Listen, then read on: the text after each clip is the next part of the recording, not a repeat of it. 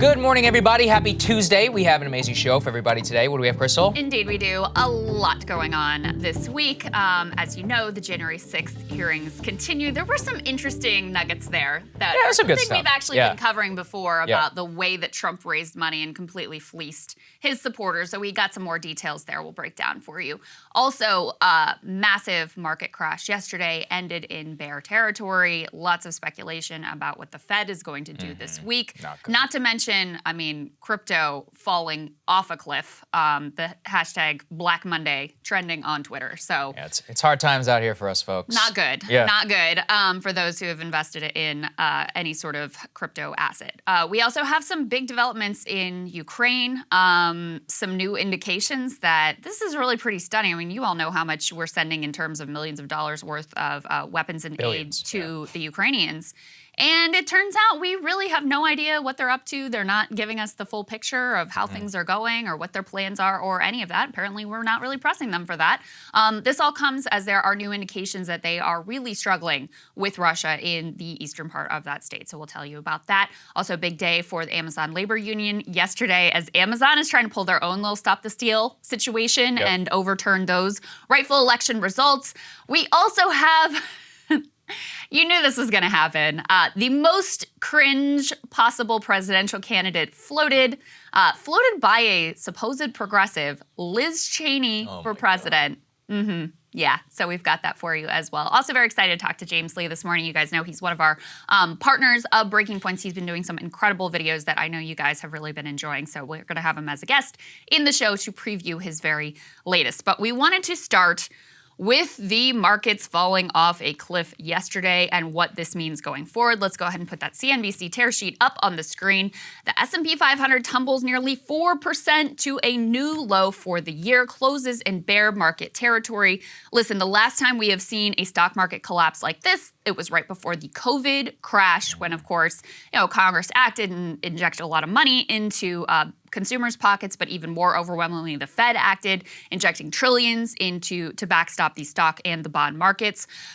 Here are the details. We have the S&P 500 falling 3.88%, bringing its losses from its January record to more than 21%. That, of course, means we are now in an official bear market. Some people apparently only count it when it ends for the day at the bear market, so this is the first time we have been in that territory. We have the Dow Jones dropping 2.79%. We have the NASDAQ tumbling 4.68%. At one point during the trading day, Saagar, every single stock in the S&P 500 was down. Only 5 stocks in the benchmark closed the day in the green. So that is what we're facing right now. It's really such a disaster. You think about people's retirement portfolios or 401ks. I mean, the most, thing that people are invested in are these index funds, which they always tell you, like, hey, S&P 500 returns 14% on average. Right, it's like, well, it's certainly true. It was true for a while, but, a lot of people are looking at this and they're just watching their retirement savings just fade away. Remember, we have an increasingly aged population, so this actually could increase the amount of time that they even have to continue to work. Or, honestly, what's even worse is it could force early retirement. People say screw it, and they tap into Social Security at this, 2/3 benefit at an early time. It has all sorts of screwy effects whenever these things start to happen. And what is our great president saying about this big market crash, this drop, this pain that Americans are feeling? Well, he's telling you that none of it's actually real. Let's take a listen. The job market is the strongest it's been since World War II, notwithstanding the inflation. We added another 390,000 jobs last month, 8,700,000 new jobs since I took office. An all-time record, never that many jobs in that period of time. Unemployment rate is near historic lows.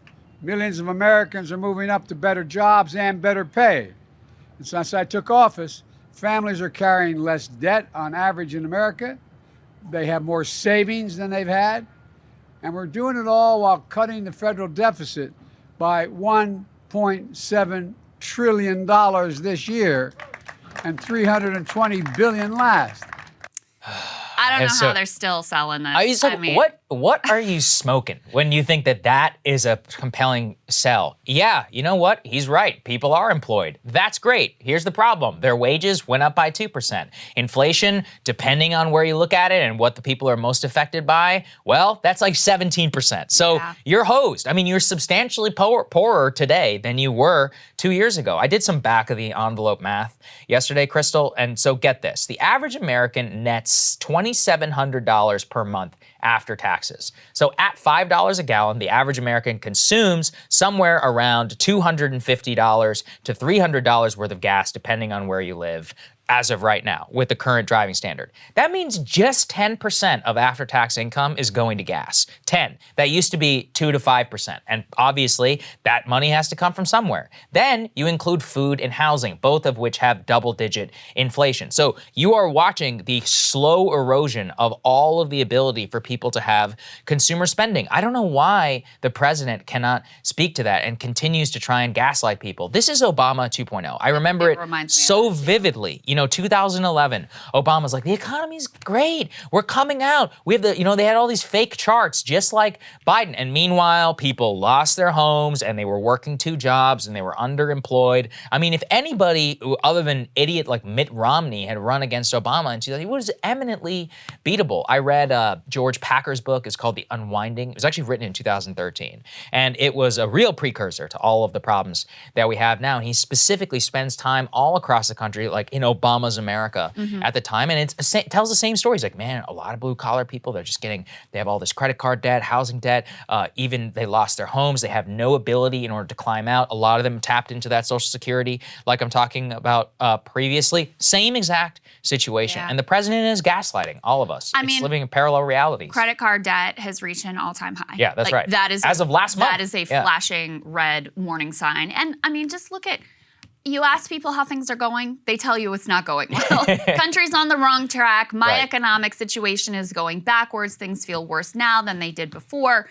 People are not stupid. And so Democrats keep going back to this notion of like, oh, the media is just not really telling you how great the economy is. You don't really understand how good the economy is and how much we've done for you. Not gonna work, guys, not gonna work. And it just makes you seem, because you are completely disconnected from the stress and the pain that people are feeling right now. And, with regards to the stock market, of course, it's a relatively small slice of America that really benefits from the stock market when it goes up. But these sorts of things, a bear market doesn't always precede a recession, but it oftentimes does. Like I just said, the last 2 that we had, one was before the COVID crash, which ended up being brief because of all of the trillions of dollars that the Fed and Congress injected into the economy. The other was before the housing crash. That's the territory that we're looking at right now. And on the way down, you end up with this sort of like mutually reinforcing negative cycle where those people who do depend on or have significant retirement savings, they start to get nervous. They start to pull back. Everybody starts to pull back in terms of their spending. They start to save more, have a lot less liquidity. You add on top of that, of course, the inflation that is already squeezing people and making it so that they have less and less and less that they can spend just in discretionary spending. You've got a very, very dire picture. And, those signs are being picked up by anyone who's really paying attention. The very latest that we have, this is from Morgan Stanley CEO James Gorman, who now says there's 50-50 odds of a recession ahead. We've had other, bankers who are looking at this and saying that it looks very dire as well. You also have, as we talked to you about yesterday, the Fed meeting this week. And previously, the expectation had been, all right, we'll have another 0.5 point interest rate increase, which is, again, significant, but not crazy. Now, they're talking about, okay, probably the baseline is 0.75, and some are even projecting we may have a full 100 basis point Fed hike. Go ahead and put this Bloomberg report up on the screen. This is the JP Morgan morning trading note. CPI changes the narrative of recession as inflation accelerates again. Go ahead and put the next piece up from Bloomberg. Pockets of Wall Street raising the possibility that the Federal Reserve could go to extreme lengths on Wednesday in an attempt to control the hottest U.S. inflation in 4 decades. Consensus expectation still 0.5 percentage point, but you have 2 banks revising their calls for the potential of 75 basis points as well, and you do have some outliers who are saying they may go all the way to 100 basis points. Stephen Englander, global head of G10 FX research at Standard Chartered Bank, he says 50 was the big round number 6 months ago. Meanwhile, 75 is a very middling type of hike. So the Fed might say, look, if we want to show commitment, let's just do 100. So when you see the market reacting in the way it is this week, this all comes on the heels of that dramatic inflation report we had last week and their expectations of what the Fed is going to do to significantly tighten the economy, and probably ultimately they're going to trigger a recession. I mean, it's just hard to see how they avoid that at this point. And the problem with these interest rate increases, Saagar, as you know, is it takes something like 9 months to a year to actually see the full effect of what they're doing now. So when you see these inflation reports coming in, they're acting right now and they're making these dramatic moves, potentially a full point. Well, you don't actually feel the impact of that till a year from now to see what that actually did to the economy. That's why this is such a blunt tool. That's why it's so difficult to gauge this appropriately and not go too far and trigger a really, really painful recession. And that's what we're facing down right now. And the other, kind of wild card piece of this too is it's not just the interest rate hikes, it's also what they do with their balance sheet. As you guys know, because we've talked about it a number of other times on this show, the Fed, in order to backstop the stock and the bond market, they bought a lot of assets. They have a huge, unprecedented, huge balance sheet. They're allowing those assets to roll off. At what pace they do that? Well, that's like adding on another maybe 0.5 point interest rate hike on top of what they're already doing. And there's very little precedent for how the markets actually respond to that, what that actually does to the economy, because this is really sort of uncharted territory. Yeah, absolutely. I think people should realize, remember when we were talking a couple weeks ago about how there was this one Fed governor who was saying, hey, maybe we should hike it. He was only talking about a 0.75 basis point bump. Yes. And people were like, wow, that would be crazy. It would be really nudging the market in a different direction. Well, now 100 is on the table. And now look, I know basis point sounds mysterious. It's not. A basis point is basically like it's a percentage. So 100 basis points is 1%. So 0.75 or 75 basis points is 0.75. So remember though, just, what is it? Didn't you tell me this? Just a couple of interest increases in the mortgage rate alone accounts for double the price of your mortgage. Yes, that's right. This is a very real effect. That's right. Whenever it comes to not only your mortgage loan, which is the vast majority of the loans, outside of credit card that most Americans will experience, but they also mean car loans. I mean, if you take a look at the car price right now, the financing rates that people are getting used to be 2 or 3%, not even 4 or 5 months ago. Now you're looking at like 5%. If you have great credit, 9, 10% if you don't have it. So consider then what that means for you and how much more you're going to be paying in a cash basis for all of these new assets that you might have to finance on top of existing credit card debt, which we already know is sky high and it already has ridiculous interest rates. So to have 100% or 100 basis point increase even on the table is insanity, because it will almost certainly trigger a massive sell-off on the Dow and on the S&P 500. And like I said, it dramatically decreases the available capital to these businesses, which means they can't invest, which means they have to cut costs in order to maintain profitability and even try to keep their stock where it is. So all of this means, at the end of the day, less power for you, both in your wallet and in your ability to really have gainful opportunity and employment. This stuff bleeds through the economy like a virus. And unfortunately, the real issue to me is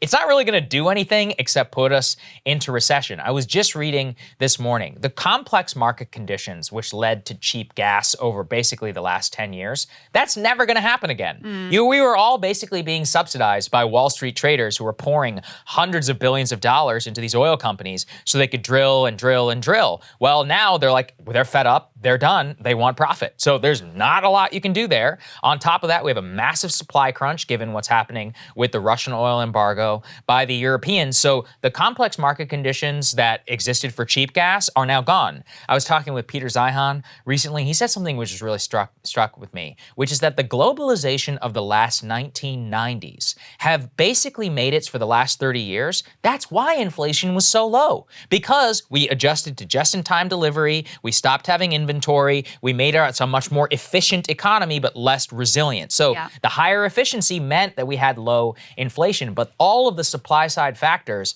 are disappearing overnight on top of an over-financialization of the economy. And that leads to where we are today. So it's a real tragedy. I don't see a way out of this for, I don't know, 5, 10 years. I mean, it takes hundreds of billions of dollars to crawl out of this hole. And here's the thing, because we basically live in a failed state where the president and Congress are unable or unwilling to act. And the Fed is left as the only thing that we're like, well, you guys do what you can do. That means either way you get screwed. I mean, if they hike interest rates to curb inflation and they spark a recession, you get screwed. If they don't do that and inflation continues to run rampant, you get screwed.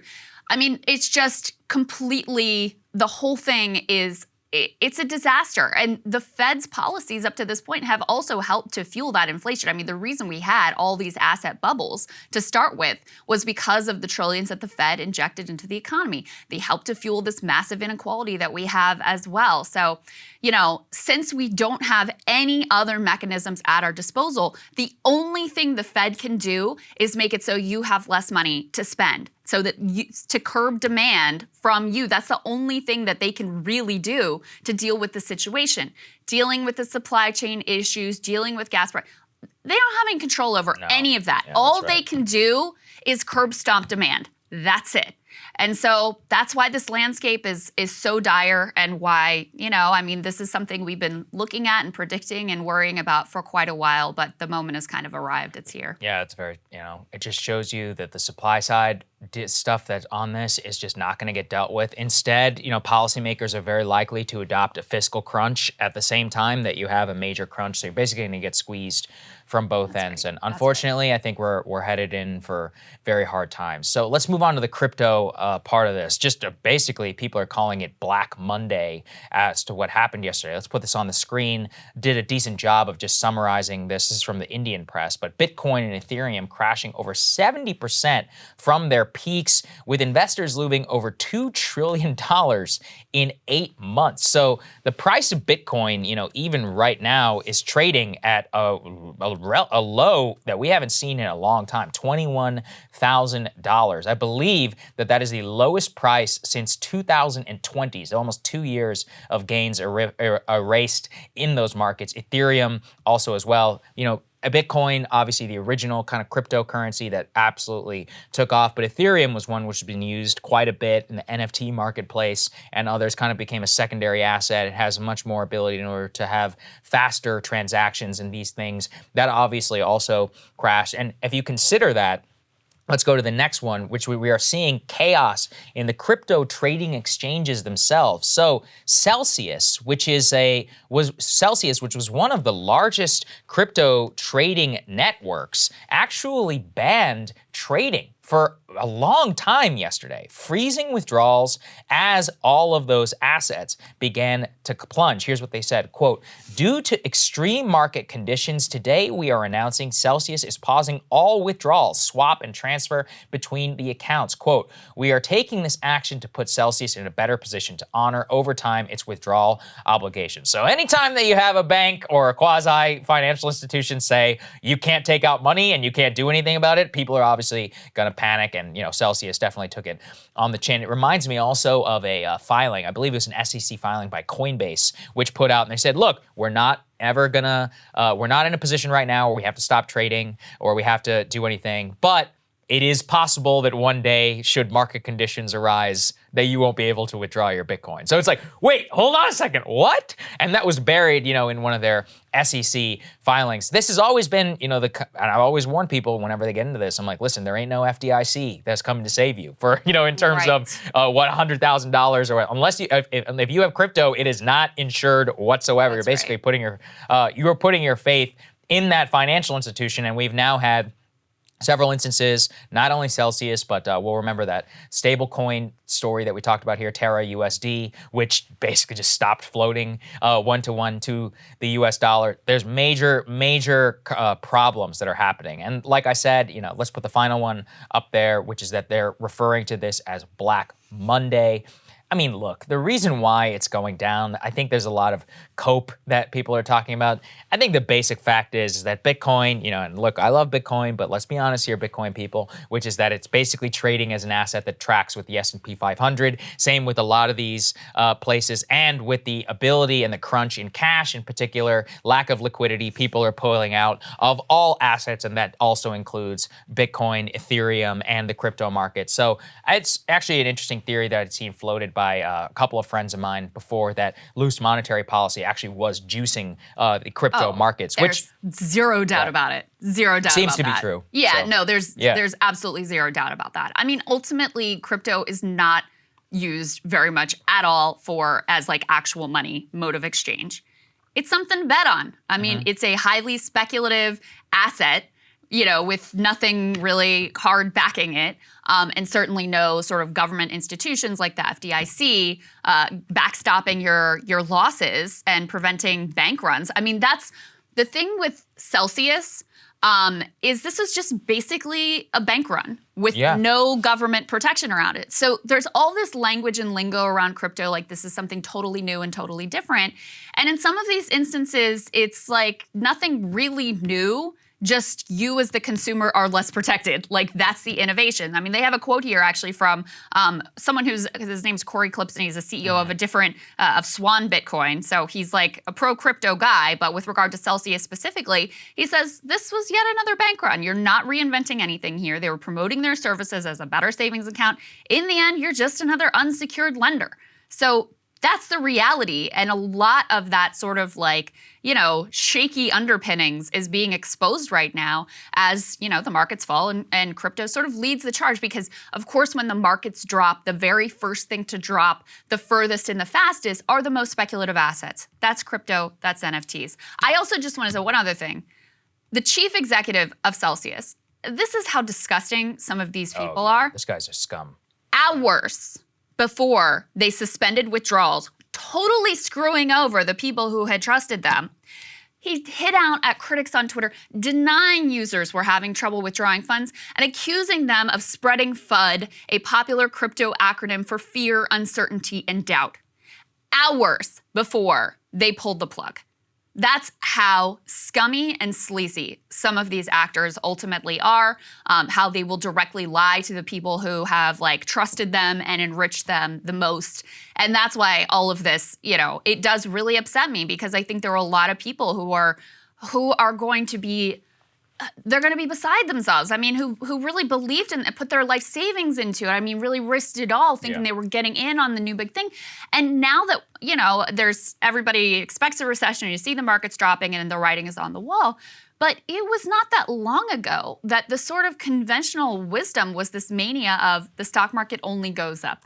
It will only go up. There's no risk. You can only, no matter where you get in, it's just going to keep going up and up and up. And crypto is this safe hedge against inflation and all of these things. Total fairy tale. And that's what really disgusts me the most here, is the people who are involved in these pump and dump schemes and just really took people for a ride, and in many instances totally destroyed their lives. NFT one is where I'm particularly incensed, because totally. I'm not going to call out anyone in particular, but there are a lot of people on YouTube and online who have been pushing younger men mostly in order to invest a lot of their life savings, or even take out loans in some cases, in order to invest in NFTs. They're like, you're getting in on the next big, and look, we all know, Beeple and all those guys, they made $100 million, but a lot of these people got really left holding the bag. And considering also that we just had that story a couple weeks ago about the OpenSea head of product getting indicted for insider trading, there was a rife amount of fraud. Yes. That was, pretty obvious, I think, to a lot of people within this. I do think that, people who are in the crypto space and others have a duty in order to try and push back against this. And unfortunately, I've been, in kind of in the space since 2017, and I watched it all get taken over by a lot of scammers, who Really? are, oh yeah, absolutely. I mean, if you go back to the ethos of kind of the original Bitcoiners, it really, look, I know you may not agree, but it was a utopian kind of ideal of like, we're going to hedge against inflation. To start with. Yeah, and it was like, look, the financial crisis, it shook our faith in the markets, the Federal Reserve and quantitative easing. We're going to have this asset which will allow free flow of money that the government can't crack down on in some cases. And there was a lot of utopian ideals about like Bitcoin Nation and like reimagining government. And then, frankly, I think the Winklevi kind of coming in and starting the Gemini trading exchange. Oh, really? Trying to start. Well, what they did is they tried to normalize it on Wall Street. So what they did is they came in, they started the Gemini trading exchange, and they kind of tried to start like a Bitcoin ETF and try to get certified by the market and push financial institutions into Bitcoin. And then from there, you saw the explosion of not just Ethereum, because the Ethereum currency had been around for a while, but building stuff on the Ethereum platform. And from there, I'm sorry for those I'm getting a bit wonky, something called DeFi kind of came on the scene, decentralized financial instruments and currencies. That's where we started seeing the US dollars and some of the scummiest kind of behavior, because I would see people who are giving out, basically like high interest loans on these things that have imagine this, like it's almost like mortgage-backed securities. You have a speculative asset like Bitcoin or Ethereum, and then you take out like actual cash loans at a 20% interest on that. Well, it works until it doesn't work. Right. And now that's really where we're at now. So I've seen in the last 5 years an explosion, very much moving away from the kind of screw the man ideals in the crypto space. Maybe it'll return to that. I don't know. I mean, I'd be happy if it did. There'd have to be some like dramatic reform, because now it's down to 21,000. Here's the thing. When you don't have money, a lot of stuff just falls to the wayside. I just saw Coinbase, they just put out this morning, just came across the wire, they're going to cut 18% of their staff. So, that company just went public to a multi-billion-dollar valuation. I know that probably your impression of me, people out there, is that I'm just a crypto hater and always have been. That's not actually the case. Like, I was open to it. Yeah. I was like kind of crypto agnostic. And I do actually think what really turned me was the advent of NFTs, because then I was like, oh, this is just bullshit. Like, this is just bullshit. And that was kind of my window into seeing how the original promise of crypto, which again, like the initial, manifesto about what it was all going to be about. It's cool. It wasn't about like, this is going to be a new casino that we can all bet on and get, and get yours. It was about, this is going to be an alternative mode of exchange, that this was going to be like practical and pragmatic. It was actually going to ease transaction making. That just has not happened. Instead, it has just become a casino. And it has, of course, attracted some of the like scummiest promoters who they don't care about any sort of like idealistic values, whatever they say to sort of lure you in. They just care about getting theirs, and they care about being, up higher on the pyramid scheme and finding the next greater fool. So it really does upset me, because like you said, it's a lot of young men who, their whole life is gonna be set back if they invested significantly in this, if they bet their future on this. They thought this was gonna be their way to be one of the players in the game instead of always getting played and always getting screwed. And instead, they just ended up being another mark. It really is sad. Hold fast, gentlemen. That's the lesson I've learned over several years. Don't sell it just yet. Okay, let's move on to Ukraine. Obviously, a lot going on there. Krystal, you flagged this particular story. Yeah, so let's go ahead and throw this up on the screen. U.S. lacks a clear picture of Ukraine's war strategy, officials say. The subhead here is intelligence agencies know far more about Russia's military, even as the United States ships billions of dollars in weapons to the Ukrainians. And this is not just like some random analyst's opinion. Avril Haines, who's the DNI, the Director of National Intelligence, testified at a Senate hearing that, quote, it was very hard to tell how much additional aid Ukraine could absorb. She went on to say, we have, in fact, more insight probably on the Russian side than we do on the Ukrainian side. They go on to note in this article that, of course, the United States, and we've covered this probably more here than almost anywhere else, has been providing regular, real-time intelligence updates to the Ukrainians, helping them to target incredibly significant individuals and assets like that warship that we talked about. And yet, in high-level conversations, U.S. military intelligence officials are not getting that reciprocity from the Ukrainians, of course, since they've been, quote unquote, friend of ours. We didn't develop any sort of like intelligence capabilities to spy on them and figure out what they're doing. But we do, of course, have the capability with the Russians. That's why we understand more about what the Russians are doing and what their losses are. So it really is an extraordinary situation. I mean, and the thing that boggles my mind too here, Saagar, is we have a lot of leverage in this situation. So if we just said to them, look, we're not sending you any more until we actually know how you're doing, what your plan is, what are the tactics, what does it look like, where are these weapons going to? We could very easily say that, but apparently we are completely comfortable just flying blind here and crossing our fingers and basically like trusting the Ukrainians, who have every incentive to, and I'm not blaming them or besmirching them for this. They're in a fight for their survival. They have every incentive to lie and manipulate us in whatever way is convenient for their war effort.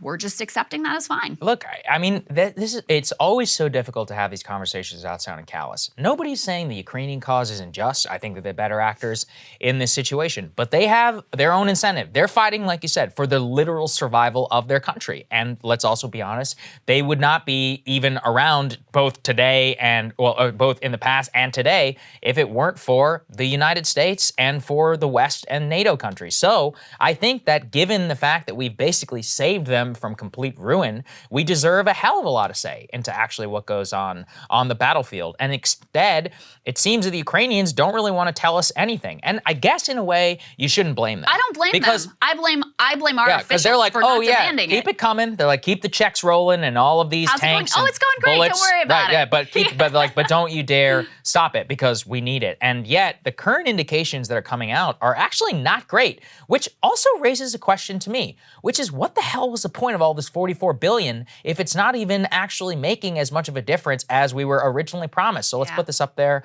on the screen. Ukraine is now telling specifically both NATO and the West that they fear defeat in the East without a surge in military aid. And actually, the new information that we're getting is that this is according to the Ukrainian government, is losing between 100 to 200 soldiers, KIA, killed in action every day. That is with about 5 times that number that are injured daily. This is not a joke. 100 to 200 500 or 600 casualties per day on the battlefield.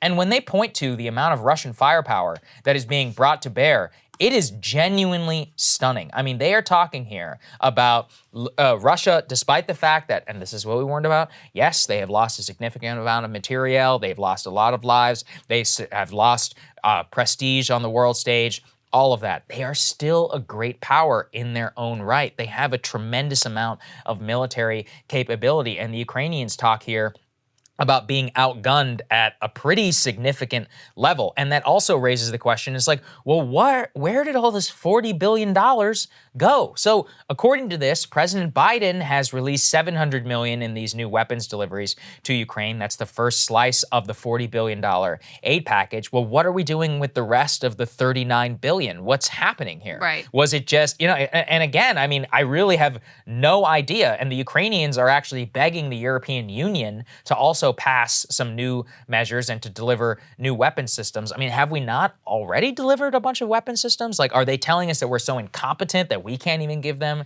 the material that they need? This is where it matters for our government to actually understand how things are going on the ground. Yeah.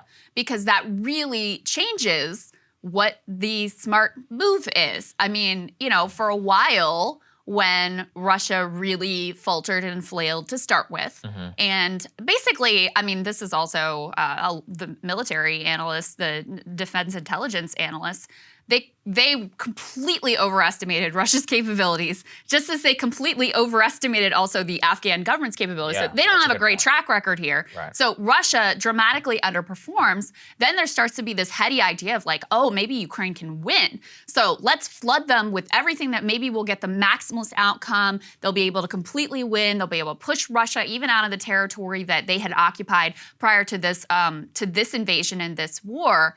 Well, now that situation has very much shifted, and the Ukrainians are even being forced to admit at least part of the reality that they are suffering significant losses in the eastern part of the state. So all of these dynamics have a dramatic bearing on whether it makes sense for us to continue the flood of weapons into the state, whether it makes sense for us to, this is what I've been pushing for the whole time, to really put pressure on for both sides to come to the table and try to negotiate a settlement, which is going to include pain and, significant concessions on both sides of that equation. But if you don't actually really know what's going on in the battlefield, what the plan is, how many losses are being suffered, what kind of equipment they have remaining, you can't make that calculus in any sort of an intelligent way. I'll also say this, when is enough? What's enough? Yeah, because if 40 billion ain't gonna cut it, how much more do you need? Right. 500 billion, 600 billion? I mean, look, the conflict has now, let's put this next one on the screen, which is that things are not going well for the Ukrainians. The Russian forces have apparently cut the last I'm not even gonna try and say this. Severodonetsk escape route in the Donbas region. And the fighting in the Donbas, the Ukrainians are not gonna give up anytime soon. So the front line is basically where the front line was 8 years ago. And now you have a long, grinding war. Both sides have lost tens of thousands of people, both in killed in action and in wounded. There's no giving up on site. We have basically committed ourselves to giving the Ukrainians whatever they want to accomplish whatever they want. So are we just signing up for an annual appropriation of 40 to 50 billion for the Ukrainian military? An annual appropriation, that lasted apparently like a month. Well, this is my question. I don't understand. I don't understand what exactly is going on in terms of our government policy, because there was a promise, kind of in the beginning. You're like, oh, this is it. This is the final push, but they're going to need more. They're already the 40 billion they say is not enough. They're begging the Europeans and them to send more. And look, I think Europeans should be sending the bulk of the weapons, and that we should then be sending, relative to our own security situation. But the real question, I think, for the U.S. is at a certain point, we actually do need to make a choice and say, okay, enough is enough. We've given you as much as we possibly can. And yet there is no discussion of that here in Washington whatsoever. And I also really do question, given what I talked about in our earlier block, which is that all of the structural factors that led to cheap gas prices, they're gone. And one of the biggest ones that you actually could fix is the Russian oil embargo. So the West, we have an extraordinary financial incentive, literally, in order to try and get this thing to some sort of close and negotiate towards a position where we can actually have Russian oil re-enter the market. But unfortunately, for political reasons, I don't think that is the case. I also want to say this, which is that there's been a perverse incentive where, all these Russian sanctions, Russia's actually doing okay right now. They have an account surplus of $110 billion for the first 4 months of this year, from $32 billion in the same period last year. Why do you think? Because oil prices are sky high, and because the West aren't the only players in the game. India, China, many other countries. You think they're not going to buy discounted Russian oil if they can in an overall hot market? They'd be idiots not to. So Russia's actually making a boatload of money. Their IMF says that their economy might shrink by about 8.5%. Now, listen, that is devastating. I don't want to downplay that. But Ukraine's is going to shrivel by 35% as a result of this war. That's a disaster. It's so easy, too, to ignore. Yeah. Of course, the most pain is in Ukraine with the people who are being slaughtered and their towns destroyed and their lives upended. No doubt about it. Partly because of this war, we now have almost 50 million people facing famine around the world. Yeah, that's also true. And so, you have not only the oil prices, gas prices going up and up and up, food prices going up and up and up. These are real consequences for people around the globe, especially the most vulnerable people around the globe who were already struggling. It's all exacerbated by, rising climate crisis, droughts and extreme weather events that have also caused crops to fail in significant places that are contributing to the catastrophe.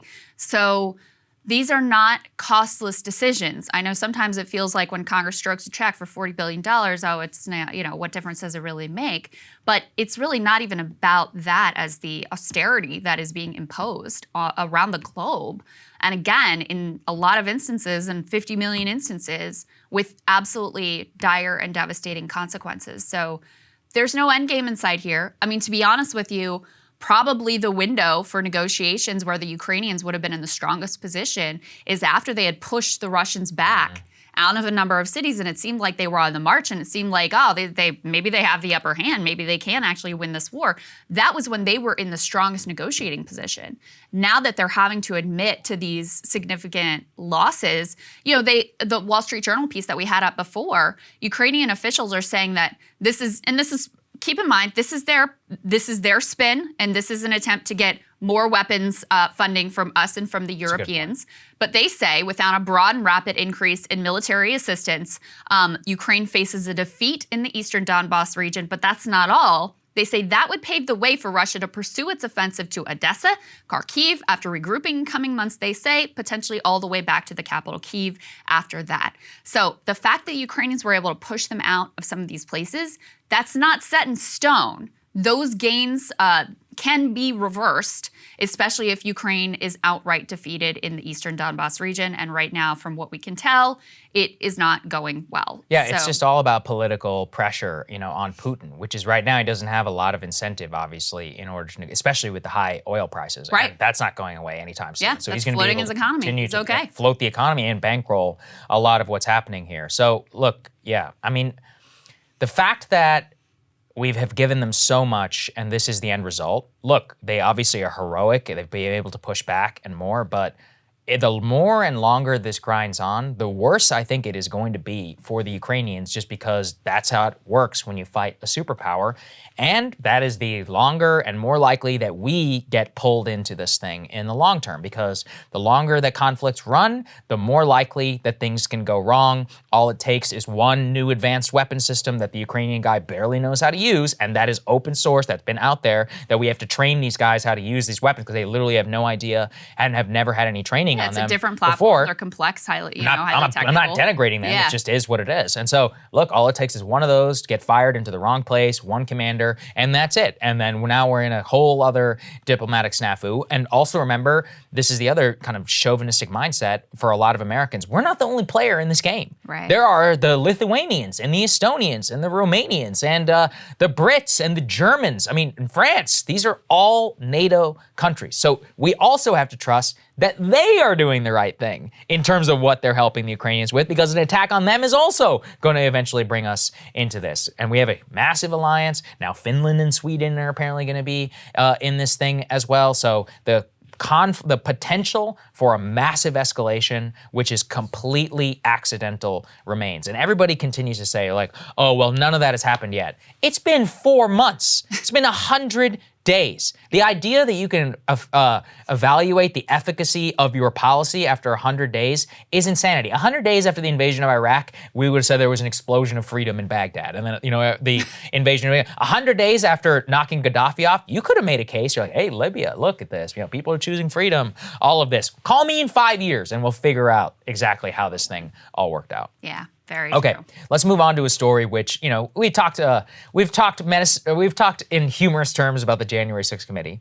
However, I do want to give them credit for one area which we have covered consistently since the very days that we were on Rising, which is that whether you believe the election was stolen or not, the idea has been that the Trump administration and the Trump campaign were raising millions of dollars, $250 million, to fight election lawsuits. They were begging their campaign donors in order to fund them so that they could fight it. And many people, rightfully, mostly boomers, believed that the election was stolen. Well, Trump took their money and he didn't spend any of it on actually contesting election results. And now, actually, they have uncovered what some of that money actually went to. So let's put this on the screen.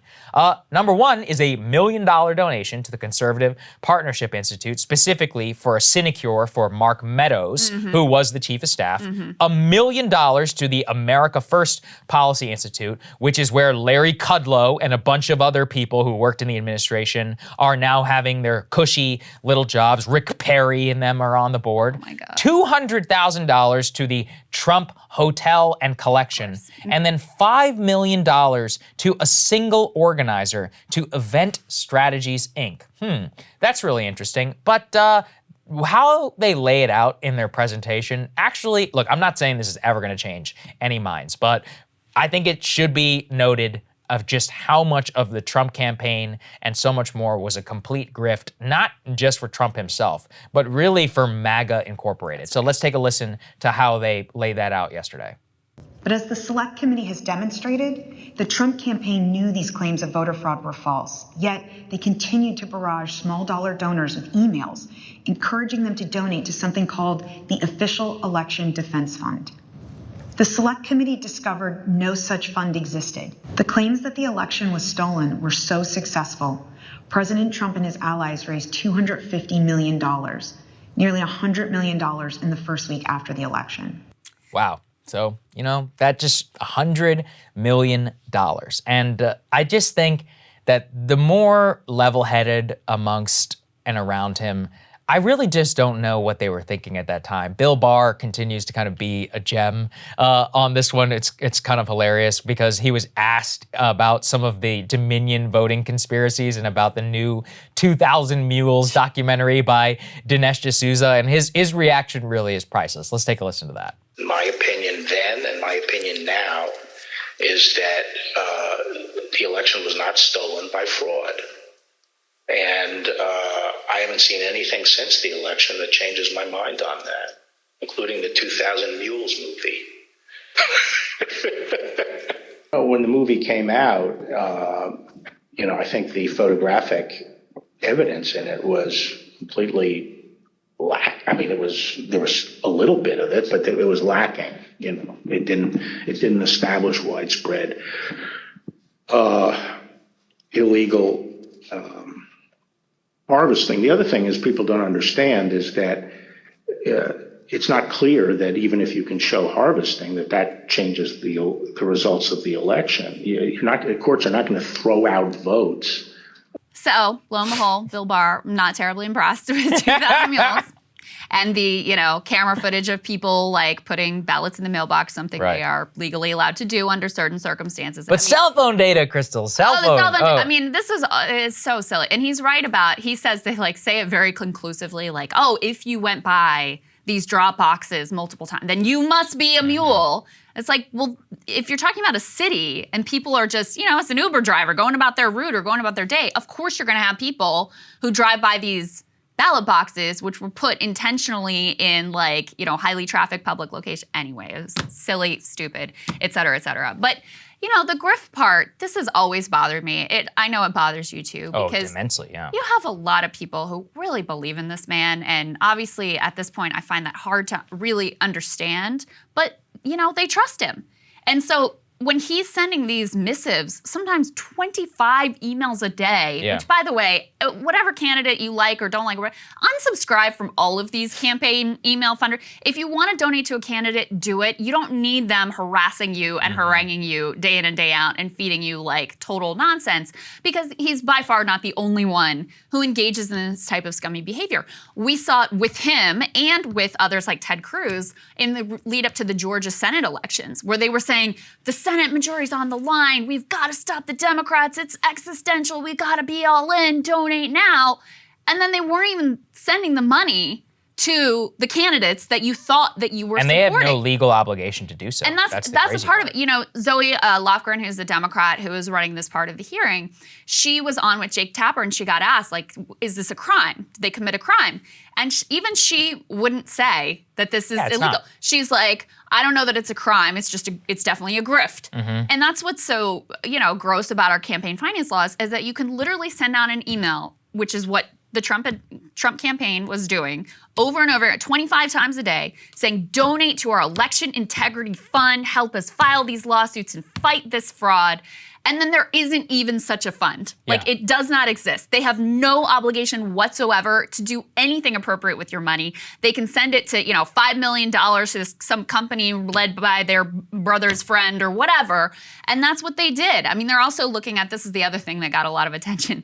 Kimberly Guilfoyle at the January 6th rally got paid $60,000 for a 2-minute speech introducing her fiance. Wow, that's great work. It's great work if you can get it. Who amongst us has never been paid the average American wage for an entire year for 2.5 minutes of work in order to give a speech and introduce your own fiance? Interesting. Look, it's the part that will always bug me the most. The people around him and watching just like this coterie of just disgusting grifters making millions of dollars off of well-meaning people. And look, you can hate them if you want, but there are citizens too. That doesn't mean that they deserve to get ripped off. I remember the Rush Limbaugh, there was a Rush Limbaugh clip that was going around at the time of the election. There was a guy, he was literally in tears. He was like, I don't understand it. Like, how can they just steal the election from Trump? They're like, we need to do something. And it's like, well, that's how January 6th happened. And again, these people really trust him. They really trusted Rush. They really trusted a lot of people in conservative media who were very willing to go along with this because they didn't want to sidestep Trump. And now you have millions of people who think that the election was stolen. And it was, listen, yes, it was pernicious when Hillary and them were floating Russiagate conspiracies in 2017. It's also pernicious now. Like, you don't have to draw a false equivalence and say that it's completely fine. We have a longstanding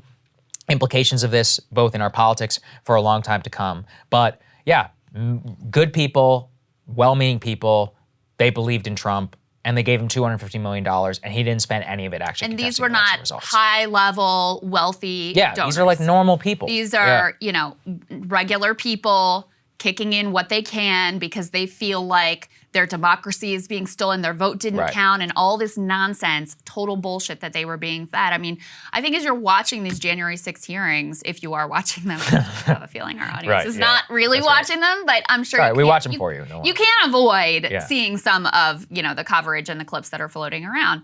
I think it's really important to remember I'm sure you had some people who were rioting at the Capitol that day, who were just like chaos agents, who, they didn't really care whether the claims were true or false. They like trouble, they like the action, they see themselves as these, tough, whatever. Chaos agents, okay? There's some of that. You had a lot of people who really actually believed they were doing the correct patriotic thing by like backing up Trump and going into the Capitol. None of the violence is justified whatsoever, even if you, really believed that. But I do think that's important. Like, that's important context, is that a lot of these people really bought this nonsense. They gave him money. He said, show up on January 6th. It's going to be wild. They did it. He said, walk to the Capitol. They did it. I mean, they really convinced themselves that this was actually the moral and just thing to do. And so the deeper question for all of us is, how do you get as a country to that place where there are so many people who can be persuaded that it's not just okay, but it's actually like noble and patriotic to storm the Capitol in this way? It's deeply sad. 60 grand to kill, but they don't care. I mean, at the end of the day, they don't care. They can rightfully point to Hunter and be like, well, look at him too. Yeah, listen, that's the problem. Yes. All right. Okay, there's another little Stop the Steal story we wanted to get to you here. This one involving Amazon and Jeff Bezos and the Amazon labor union. So go ahead and put this NPR report up on the screen. Amazon is seeking to overturn that historic Staten Island union victory. They had a labor hearing in Phoenix yesterday. The reason it was in Phoenix instead of in the local NLRB office there in New York is because they actually implicate the NLRB and claim that its regional office in Brooklyn, which oversaw that election, favored the union and facilitated its victory. So they're actually saying not only that, Chris Smalls and his colleagues and organizers and worker organizers there with Amazon labor union acted improperly, they're also saying actually the government, rigged this thing in the Amazon labor union's direction, which is crazy. I mean, if you know anything about the way these union elections work, the deck is tremendously stacked in the other direction. I'll give you the specifics of their allegations. They charged that organizers harassed and threatened employees who weren't supporting the union. They also charge that union organizers handed out weed to workers in return for their support. In fact, this is the NPR, the way they phrase it. And in fact, union leaders have spoken openly about providing workers with marijuana, but not as a bribe. They're asking for the NLRB for a complete do-over election. And remember that, Amazon has already been caught cheating in such an egregious manner, and this is a truly extraordinary outcome, that down in Bessemer, Alabama, the NLRB did order a do-over election because of Amazon's unfair interference. That doesn't happen very often. It truly is, an extraordinary situation. So they've already proven themselves to be nefarious bad actors here, and the fact that they are actually saying like the government rigged this thing for the Amazon labor union is, that's why it puts it in the whole stop the steal conspiracy theory category, because they are asserting some pretty baseless and over the top claims here ultimately. We'll see how it goes. Here's the next piece is from Jordan Cheriton of Status Quo, and he has a reporter there on the ground too. Phoenix cops actually showed up and kicked supporters of Amazon labor workers out of the hearing room, where he says Amazon's currently trying to overturn ALU's historic union victory. So using some pretty, hard-handed tactics there in terms of the local police force not allowing workers to be in the room. So we'll see ultimately what the outcome is.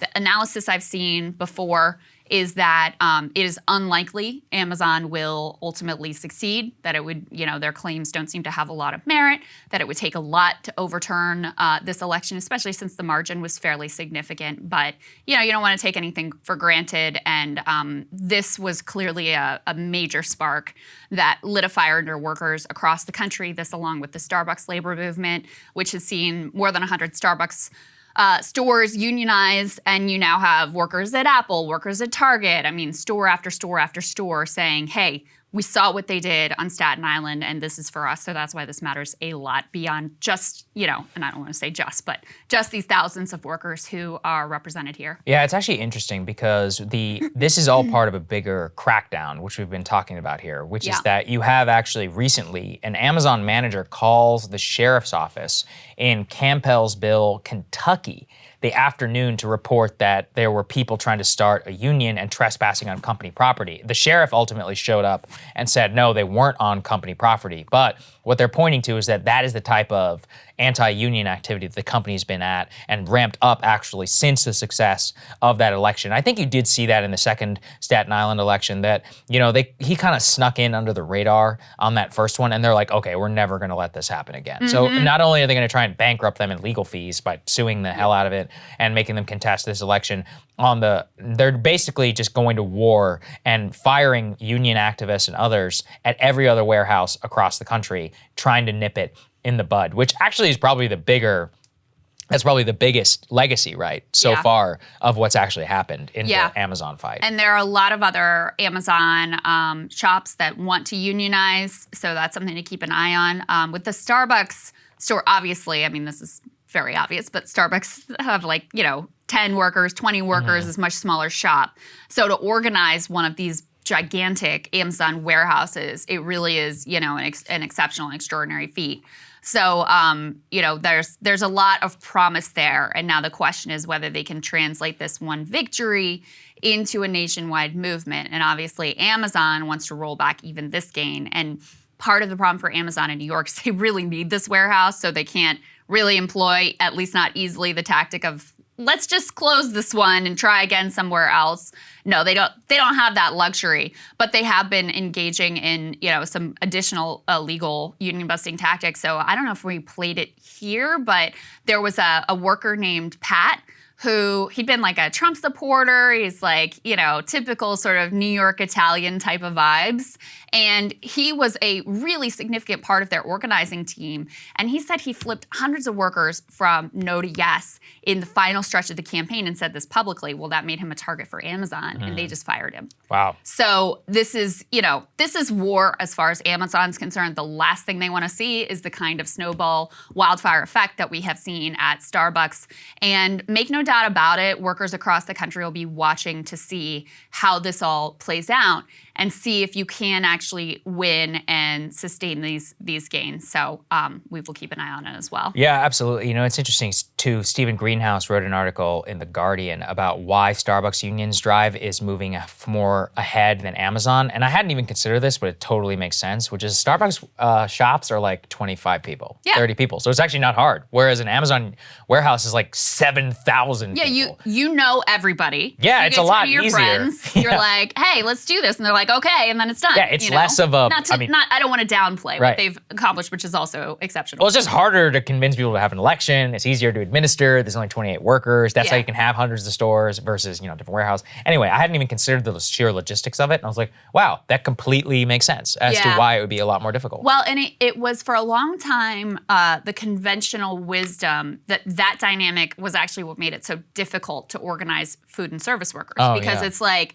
oh, you got to go store by store. Jesus Christ, it's going to take forever to be able to unionize in all these places. And that continues to be true. I mean, I don't know the current numbers, but I think just with that one Amazon warehouse, Amazon Labor Union probably represents more workers than across the entire 100+ Starbucks stores that have now unionized at this point. So there are pluses and minuses, but certainly right now, just having that, knowing all the workers, knowing how to get in touch with them, how to talk to them, what sort of propaganda they're being fed, how to combat that, whether they're receptive from the beginning, that has made a big difference for the Starbucks workers and has obviously proved extraordinarily successful. Oh yeah, absolutely. Okay, guys, this is just too perfect. I don't even know what to say about this. You know it was coming. Someone was going to write it. It was coming. It was inevitable. It was like a law of nature that this was going to happen. Robert Reich writing that we should have Liz Cheney for president. Go ahead and put this up on the screen. He says, Liz Cheney for president, ? And this is a guy who considers himself a progressive. Like, what are you talking about? He worked for Bill Clinton, I mean, he positions himself on economics and on cultural issues on the lefter side of the political spectrum. What? So here's what he says. Let me make his case. Cheney is a firm conservative. I've opposed many of her positions, but we are at an inflection point in this nation over a set of principles that transcend any particular positions or policies. If we cannot agree on the sanctity of the Constitution, the rule of law, we are no longer capable of self-government. The real battle in 2024 will not be between Democrats and Republicans. It will be between forces supporting democracy in America and those supporting authoritarianism. Trump is the de facto leader of the forces supporting authoritarianism. Liz Cheney has become the de facto leader of the forces supporting democracy. Oh, what do you think of that, Saagar? Look, I actually hope they run her because it would be a great referendum on Cheney-style politics. Please, God, no. I hate the unidimensional nature in which we talk about politicians. And, Mitt Romney is like a freaking hero right now because apparently, because he voted to impeach Trump. George W. Bush, I'm reading this book, I finally got around to it, That This Will Not Pass, the recent book about the January 6th and the first year of the Biden presidency. And they talk there specifically about how Cheney and Romney and George W. Bush were all allied with Nancy Pelosi in order to speak out about Donald Trump. And I was just like, Nancy Pelosi became the Speaker of the House and a national figure in 2006 for speaking out against George W. Bush and the Iraq War, something that was good. And yet, because Bush is willing to call out, authoritarianism here in America, wherever it was supposedly Trump, he's been rehabilitated in the eyes of the Democrats who rightfully, rebuked him in office in 2006, and he had one of the lowest approval ratings of all time. He ruined this country. He ruined Iraq and much of the globe and U.S. global standing as well. But all of that appears to be fine. I also remember Liz Cheney, remember when she was on the House floor and Dick Cheney was there to support her on the Republican side, and all these Democrats, including Pelosi, lined up to shake his hand. I'm like, what are you doing? There is no family has done as much damage, other than the Bush family, to the standing of the United States, of our global standing, of our internal politics, more than these two families. They should be pariahs for all time. Having a decent position on Trump being bad and Jan 6, it does not absolve much, much worse crimes that were committed. I mean, okay, there's several things I want to say about this. First of all, the idea that anyone who backed and continues to believe in the sanctity of the Iraq War and its attendant torture and war crimes and whatever, not a real friend of democracy. Just throw that one out there, Yes. number one. Number two, it is the lowest bar of all time to be like, wait, you don't support the violent overthrow of our government? You should be president. Oh my God, that's amazing. Like, that is, I aspire to a little bit better from us. But the real core of the problem with this whole formulation, and the reason this is useful is because this does reflect the sort of liberal worldview and ideology that is completely mainstream right now of this is the democracy versus authoritarianism, is it completely ignores how we ended up in a place where you could have people susceptible to Donald Trump's lies and nonsense and election conspiracies and all of that to start with. Here's the spoiler alert. If we have the policies of Liz Cheney, we're going to get more erosion of democracy, not less. Whether or not she, says she supports the Constitution and whether or not she felt bad about, didn't like January 6th or any of that, you are leading us down the path of more precarity, more instability, more political violence, more chaos if you continue with the direction, with the policies that Liz Cheney would want to implement. Those are the policies by and large that we have had over the past 40 years that led us to this point. Doing the same thing again and thinking you're going to get a different result is the height of insanity. Instead, you will get more January 6th, not less. That's the real problem with this whole formulation. Yeah, Liz Cheney thinks that we should have been in Afghanistan forever. She opposed the Trump peace deal and all of that. Liz Cheney also said at one point that our national debt is the biggest national security threat that we face as a country. This is somebody who is a dyed-in-the-wool Dick Cheney type conservative, which we all once Ghost wrote his recognized. bio with him. No, not just Ghost wrote. I mean, she has been a harbinger of his politics and has been a big believer in it for a long time. Not to mention, she's actually very socially conservative. We all remember how she treated her sister, during the campaign trail. It's like, Right, how does I all this forgot stuff just about get white? I guess under the I rug. was literally a child when all this was happening. I still remember the Cheney, just like the controversy around Cheney and how the national conversation even happened around him. But everything is forgiven as long as you oppose Trump. And I think that's what drives me insane about both right and left politics, which is that you can be a right winger and be MAGA if you just support Trump, like Elise Stefanik, right? Right. Elise Stefanik is, by most accounts of these so-called social conservative warriors, she's a huge lib. But Trump says, oh, she's going to be the next GOP nominee. You know why? Because he only cares that she fought for him during the impeachment and during Ukraine Gate and is like flirting with Stop the Steal. And apparently on the left, all it takes to be a Democrat is, oh, I hate Trump. There should be much higher standards for all of us as to what it actually means to be a part. This is why I refuse to affiliate with any broader political movement, because I'm like, I don't want to be a part of your bullshit. I'm just into whatever I want to do. And that's how most people are. It's just, it really fundamentally misunderstands the problem. Yeah. The 1-6 is a symptom of the problem. It is not actually the obvious. problem. And Liz Cheney is going to give us a lot more pushing us more in that direction. This doesn't deny the agency of the wrongdoers on that day or say they shouldn't be held personally accountable or any of that. But it fundamentally misunderstands the problem that we are facing in this country, which started, a long time ago, decades ago, has been perpetrated by both parties. If we don't have a dramatic shift, we are going to continue to head in this direction. Liz Cheney would just accelerate that trend, not ameliorate it. And look, this is a real brainworm seeping through, elite liberalism. Put this on the screen. Don't forget this one. Biden-Cheney 2024 from Thomas Friedman. And, Liz Cheney, even right now, she knows where her money and where her hide is going to get saved. Throw this up there from Politico. She's turning to Democrats to try and raise money, and in order to try and win her primary battle in Wyoming, where she, I think, is probably going to get thrown out of office. She's going to lose. Is it an open primary in Wyoming? Is that the deal that Democrats can vote in it? So she needs Democrats and independents to change their party registration. So it's not actually an open primary, but she's asking Wyoming Democrat. I didn't even know there were Democrats in Wyoming in order to come out and to do that. and to change their party registration to try and save her. And the overwhelming amount of money is also coming from them. And the Wyoming GOP has already come out and censored her. So she's in a serious problem. This is very likely the twilight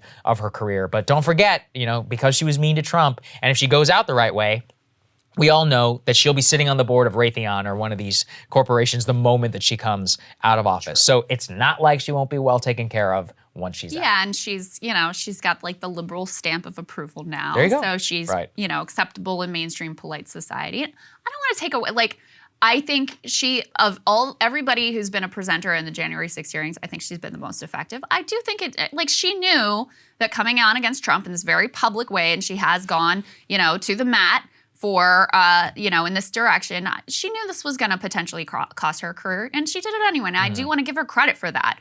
But that does not erase the entirety of everything else she believes. And so, again, I think we need to aspire to a little bit better than that if you actually do care about our democracy. Yeah, that's right. Krystal, what are you taking a look at? Well, guys, this is really pretty stunning. As Democrats lead hearings into the events of January 6th, making their priority for the public and the midterms this culminating Stop This Deal assault on democracy, they are at the same time directly making it more likely that election-denying radicals end up in positions of power for the next go-round. What do I mean?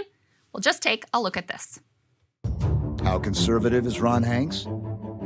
Hanks was rated one of the most conservative members in the State House. He says Joe Biden's election was a fraud.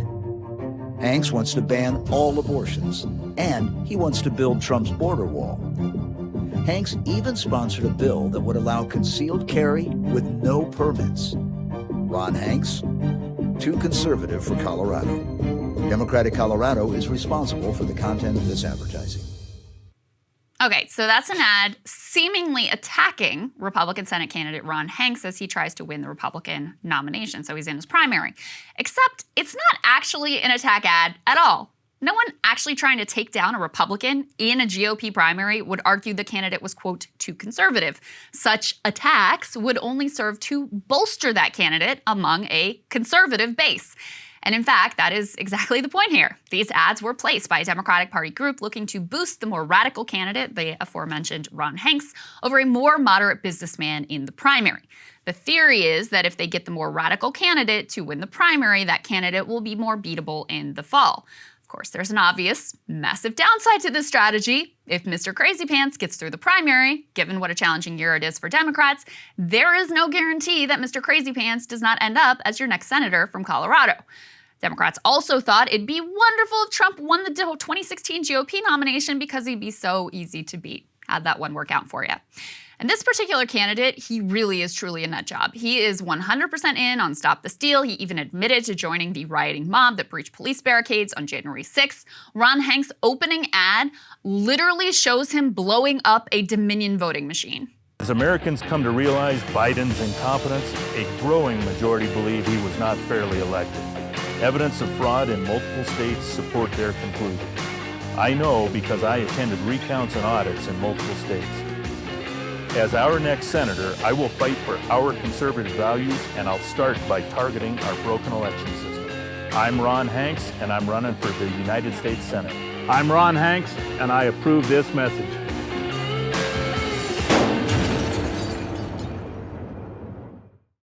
So while Democrats preen about the threat to democracy, they are actively backing a dude who is outright telling you he is the threat to democracy. And he is far from the only one, or even the most significant. Democrats ran ads to help genuine crazy person Doug Mastriano win the primary for governor of Pennsylvania. In fact, Democratic nominee Josh Shapiro spent more on a single ad for Mastriano than Mastriano spent on ads in his entire campaign. And if you're worried about a few loony senators, you should really be concerned about a full-on Stop This Deal governor in a key swing state who would actually be in a position to trigger a full-on constitutional crisis. There are no guarantees whatsoever that Democrats will win statewide in Pennsylvania this year, regardless of how insane the Republican nominee is. Mastriano was so involved in Stop This Deal that he has literally come up in the January 6th committee's testimony. He was central to pushing election conspiracies in Pennsylvania, and like Hanks, he was also at the Capitol on January 6th. What in the world are Democrats doing promoting someone like this? In fact, the Democratic Governors Association is playing heavily in a number of key Republican primaries across the country, Illinois, Colorado, and Nevada, along with Pennsylvania. So far, Democrats have spent more than $20 million propping up extreme candidates, many of whom are active election deniers.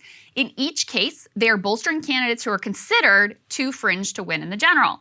But are you absolutely sure you want to bet on that?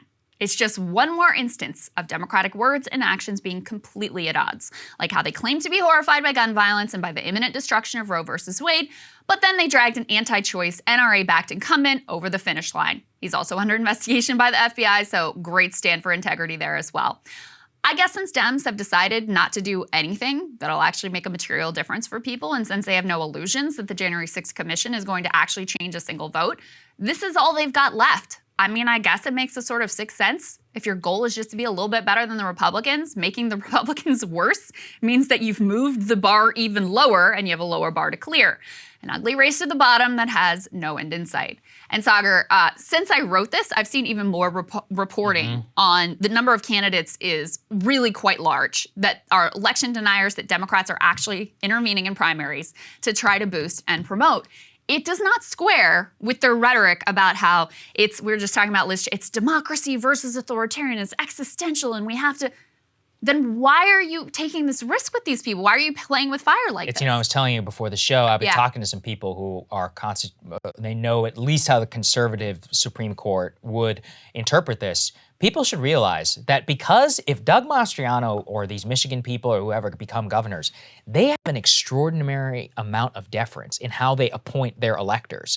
We have a federalist election system where states have an extraordinary amount of deference to decide how they administer their elections and their electors. So if Mastriano, the duly elected governor of the state, decides to have a Secretary of State and appoint false electors, there is not a lot the feds can do about it without setting a massive precedent that even states like Oregon and California wouldn't want the feds interfering in their election laws. That's an actual crisis of democracy. And do you really want to risk it? Gas right now in Pennsylvania is $5.10 a gallon. This guy, Josh Shapiro, he seems fine, but I don't really know a lot about him. He hasn't cracked to the national stage. Maybe that's to his benefit, but most politics are national these days. You should be doing everything in your power to make sure that these idiots don't even have a chance at coming to power. This is exactly what Hillary did with Trump. She was like, oh, we'll elevate Trump because he's going to be easier to beat. How did that work out for you? Yeah. How did it work out for you? Listen, in certain instances, this has worked. Claire McCaskill and Todd Akin is the most famous example. Right. She spent money to boost him in the primary. He was the only candidate she could beat. Right. She ends up beating him and retains her seat for one more term. Ultimately, then she's kicked out the very next time around. So I'm not going to say it hasn't worked. High risk, high reward, I guess. You sure are playing with fire here. And it also, I mean, to me, the thing is, it really shows you that they don't actually believe what they're saying. Because if they truly believed it, then they would not be propping up these candidates in primary after primary after primary and taking this gigantic risk. And I hope you guys know we have been tried to be as cool-headed and rational about what the real threats are. We really tried at Rising to sort of sort through things in a, non-hysterical way and talk about what the actual likelihood of the election results being overturned. And it was very low, even though certainly what was going on was very troubling. And they had every intent, if they had the ability to overturn the election. There's no doubt about that whatsoever. But when you're talking about the governor of a swing state that is very much in jeopardy this year, you really are taking a gigantic risk, and not just for Pennsylvanians, but for the entire country. No, yeah. I mean, this is part of the problem with overwrought language is that whenever it's real, people don't believe you. And they're like, oh, you sound like CNN. I'm like, I was dissenting from CNN for a long time. I have lost a lot of patience with a lot of the election deniers, but when I see the Mastriano situation, I'm just like, oh my God, this is so bad. It's so bad. And listen, at the same time, if people vote for him over gas prices, I get it. That's the part of the problem too. I understand what could lead people to vote that way, especially if they're like, one is a hypothetical, one is real, And so If you don't have an answer to the real, Yeah. then get of course, ready for the hypothetical. What is the governor ability to do? To be fair, yesterday I actually put out that question. I said, I don't know why Georgia has the cheapest gas in the country. Actually, it turns out Brian Kemp suspended the gas tax. And actually, George, that's part of the reason they have the cheapest gas. So I guess governor can do something. There you go. All right. All right, Saagar, what are you looking at? While Washington was focused on January 6th, once again, another scandal has actually been floating under the surface, one which the press seemingly has no real interest in, and one which is of actually great concern to millions of Americans. The Disinformation Governance Board, which at one point was headed by Nina Jankowicz, you'll remember her as the cringe theater kid TikToker in charge of the Biden Ministry of Truth, whose work was quote-unquote put on pause after a lot of public outcry. Now, we thought that matter was settled, but new documents leaked by a whistleblower actually reveal the gaslighting the administration was doing at the time about how the board would not be censoring domestic political matters and would focus on foreign disinformation. Those are now revealed as outright lies. New documents show us that the Disinformation Governance Board actually sought a meeting with Twitter on April 28th to ask them to, quote, become involved in the project. The meeting was planned between the board and one Yoel Roth. Now, Roth is the executive at Twitter who, along with the Twitter Trust and Safety team, who made the call to censor the Hunter Biden laptop story in October of 2020. Just to give you an idea of who we're talking about here. So do be clear, at no point did the Department of Homeland Security or the White House or Nina Jankowicz herself ever admit these plans to the public. It was a secret solicitation campaign by the government with actual offers to provide government data to Twitter to spur an enforcement regime against information the government deems bad. Furthermore, the whistleblower documents show us that the government sought to censor information and label it as disinformation whenever, quote, clear and objective facts were clear. But, as they point to, there is no government-provided definition of that phrase. Consider how dystopian and Orwellian it is to see an actual effort by the government to provide data to Twitter to get them to censor anything that they choose which is not clear and objective fact. This is a scandal within the Biden administration that has been almost completely ignored by the mainstream media. Recall, last year, at the height of the campaign for vaccination, the US government was labeling disinformation and providing it to Facebook in an effort to get the company to censor anything that it so requested. That included the famous call by Jen Psaki for anyone who was banned from Facebook to also be banned from any other social media platform. A direct instruction by the White House that the big tech companies do as they say. The fusion of the national security state with big tech, that's been happening for some time. And look, in some instances, I'm sure it's warranted. ISIS, foreign terrorist recruitment, enforcement against child porn. But these secret campaigns and overreach actually show you exactly why it's so worrisome to have major tech enforcement regimes working with the government in the first place. And the current mainstream media blackout on all this is especially obvious. It's why I want to double down on something I discussed yesterday. To what end are these January 6 hearings really informing us, and what is their true purpose? Washington is alight with every detail litigating an event from months ago, the details of which were all obvious from the beginning. Democrats and the media tell us it's all about accountability. Okay, what about accountability? Tell us. They already tried to impeach Trump through our constitutional system. They failed. Shouldn't that be the end of it? The yahoos who were there are being prosecuted by the Department of Justice. What else do these people want? To me, it is obvious and has been from the day one. This is about laying the groundwork for a surveillance regime against half the country. It's about normalizing the ideas of the Disinformation Governance Board to work with the tech companies to censor ideas under the guise of so-called protecting our democracy. And look, I'm not standing up for Stop the Steal people. I think that if you believe the election was stolen in 2020, you are a grade A moron. And that is about as polite as I can say it while remaining family friendly. But that doesn't mean at the end of the day that you want the federal government under a different administration determining what is true and what is not when it comes to those claims. Let the court system and the media decide. From there, if the people still believe it, well, that's on them. Freedom means that you have the right to believe dumb stuff too. Just ask vegans. It's a joke, people. Don't come after me. But my point stands, and it remains the only real way that we get out in the current system that we're in. I will end by focusing on just how destructive the media is in this. At one point, it was the job of the press to investigate claims by the government and to always be skeptical of them. Instead, we're living in an age where every TV network is hopping over itself to broadcast effectively prepared propaganda by Liz Cheney and then the Democrats who are running the January 6th committee. Since when is open advertising like that supposedly okay in journalistic ethics? And look, if you aired it and then you discuss it in a critical way, that's fine. But that's not what's happening. It's effectively because the media effectively agrees with the current censorship regime because it protects their power of monopoly over deciding what is true and what is not. That's how we're slowly seeing the fusion of government and corporate media and the tech companies.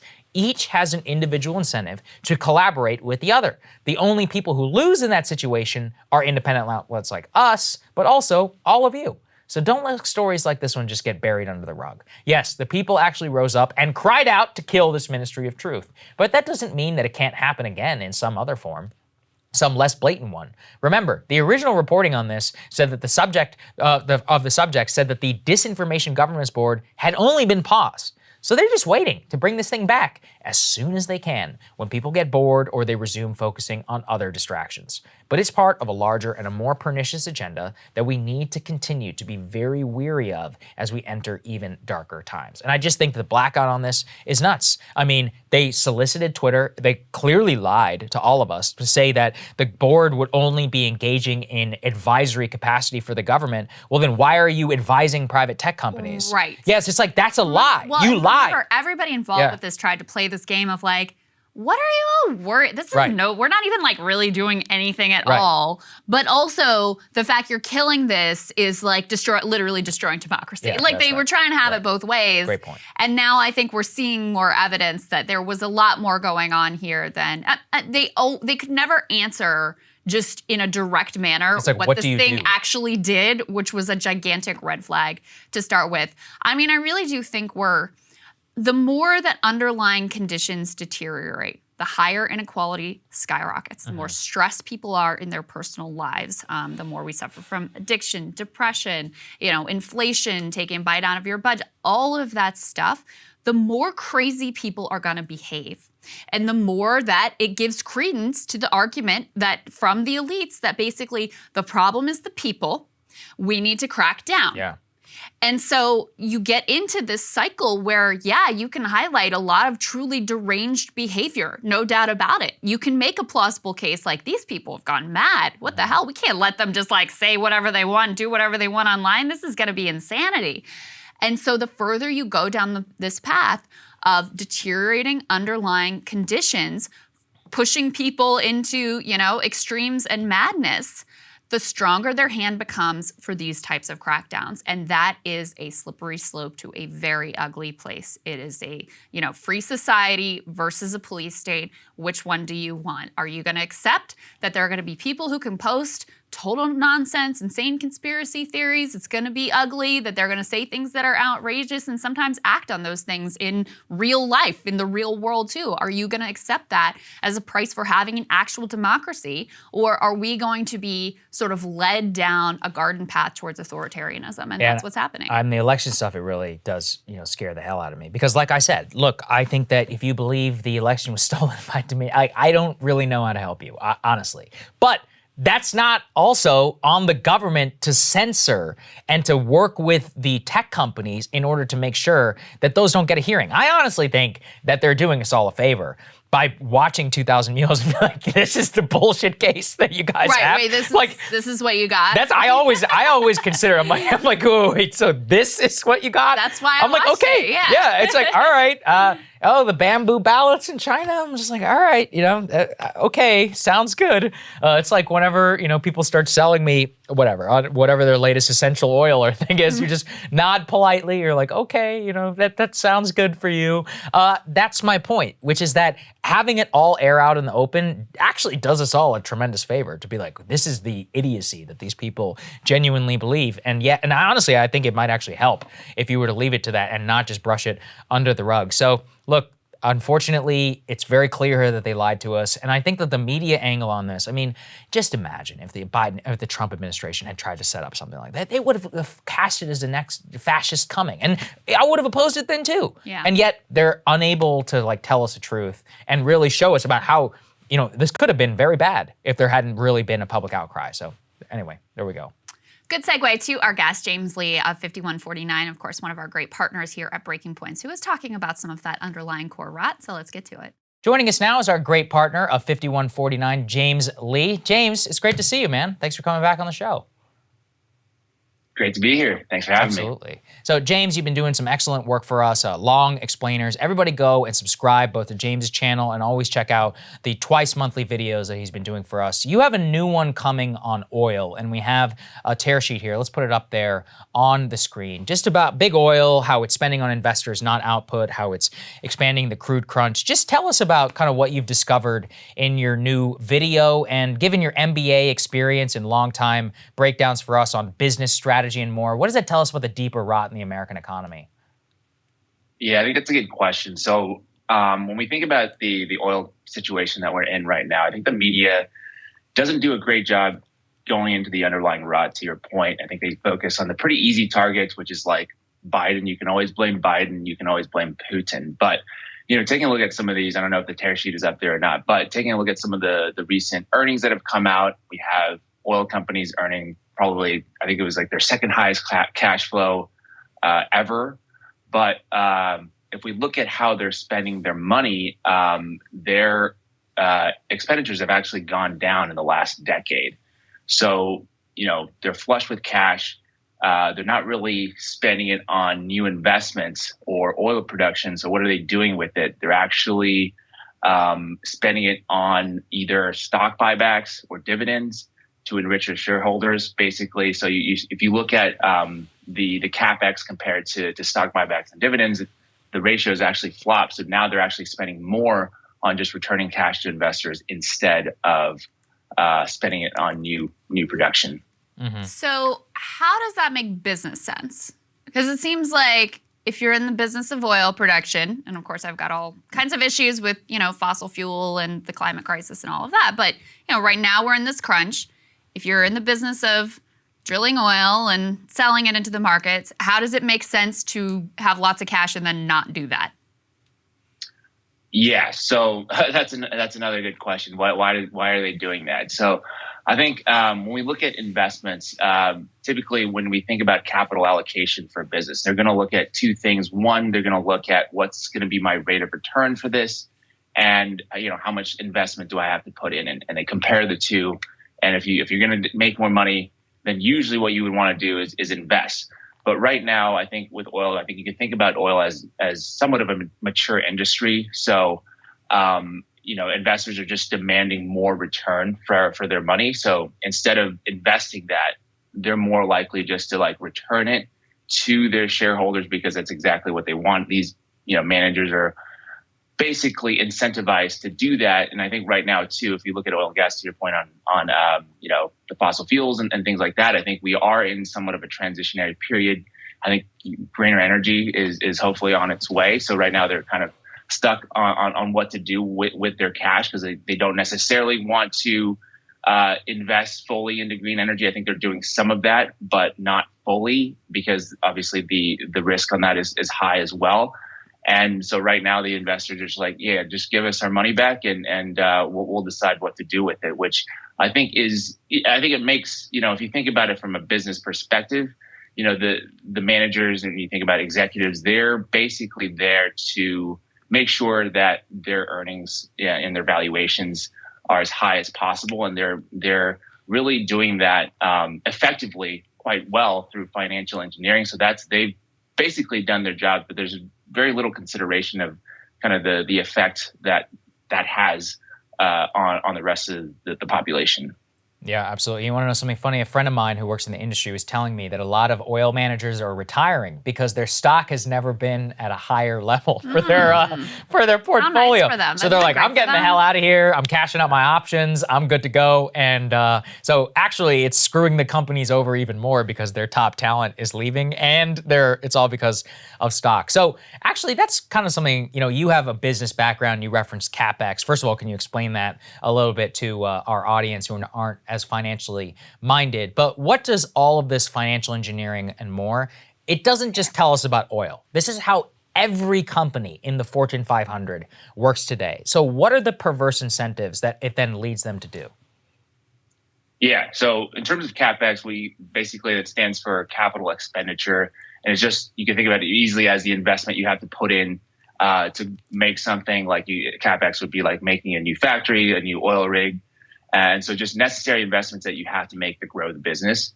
And businesses, not just in oil, but basically in every single sector, has been disincentivized to spend money on CapEx because Wall Street is really focused on this idea of asset-light companies. They like asset-light companies because there's not a lot of overhead.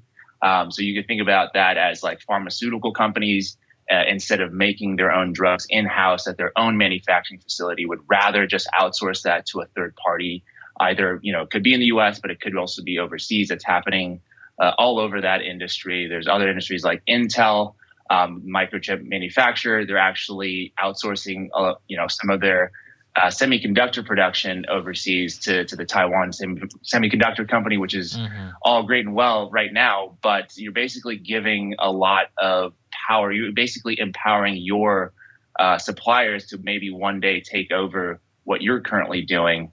You have the case of Boeing. I'm sure some of you have seen the documentary on Netflix, where they're basically building planes without designing much of it, nor producing much of it. And that leads a lot of, that leads them to be exposed to a lot of problems down the road. So basically, you can think about America as there's these brands that are big and powerful, but they don't really have any underlying assets to back that up. And I think that's kind of a dangerous road to go down, especially for society. Although, business doesn't have necessarily a moral obligation to society, and that's where I think the perverse incentives come into play.